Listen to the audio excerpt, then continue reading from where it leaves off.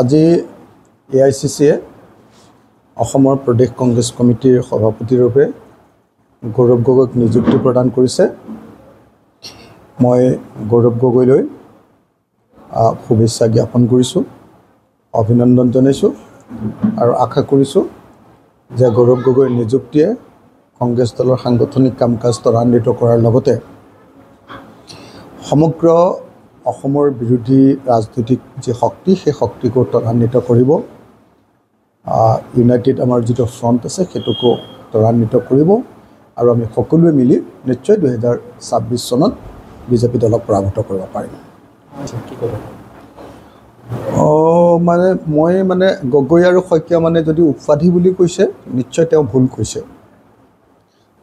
যদি গগৈ আৰু শইকীয়া উপাধিৰ নাম কৈছে আৰু যদি গগৈ আৰু শইকীয়া যদি বিজেপি এটা সাম্প্ৰদায়িক শক্তি আৰু আন এটা ৰাষ্ট্ৰীয় দল কংগ্ৰেছ বুলি বুজাইছে, তেতিয়াহ'লে নিশ্চয় মই ভাবোঁ যে এইবাৰ সাম্প্ৰদায়িক শক্তিটোৰ এইবাৰ পৰাজয় হ'ব। হিন্দু মুছলমানৰ ৰাজনীতিটোৱে অসমৰ মানুহক আৰু আমুৱাইছে আৰু সেইকাৰণে অসমৰ মানুহে এইবাৰ পৰিৱৰ্তন বিচাৰিছে। আমি যলৈকে যাওঁ সকলো মানুহে কয় যে নাই বিজেপিক খেদিবই লাগিব, কিন্তু বিজেপিক খেদিবৰ কাৰণে, বিজেপিক হৰুৱাবৰ কাৰণে বিৰোধীবিলাকৰ যিটো তৎপৰতা, যিবিলাক সাংগঠনিক কাম কাজ, যি ষ্ট্ৰেটেজি আৰু যি ইউনাইটেড ফ্ৰণ্ট, এইকেইটা সাজু হৈ নুঠাৰ কাৰণে মানুহবিলাক অসন্তুষ্ট হৈ আছিলে। সেইকাৰণে এতিয়া গৌৰৱ গগৈৰ কাৰ্যকালত মই আশা কৰিম তিনিটা বস্তু। এটা হ'ল যে কংগ্ৰেছ শক্তিশালী হৈ উঠক।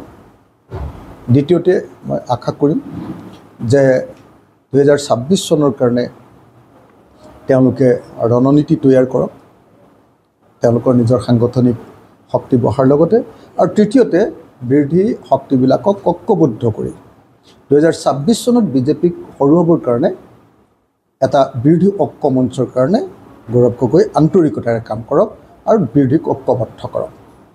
এই তিনিটা কাম কৰিলে 2026ত আমি বিজেপিক হৰুৱাব পাৰিম।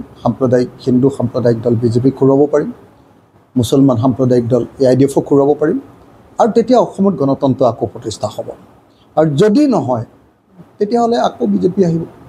গতিকে এইবাৰ গৌৰৱ গগৈৰ ওপৰত, প্ৰদেশ কংগ্ৰেছৰ ওপৰত বহুখিনি কথা নিৰ্ভৰ কৰিব।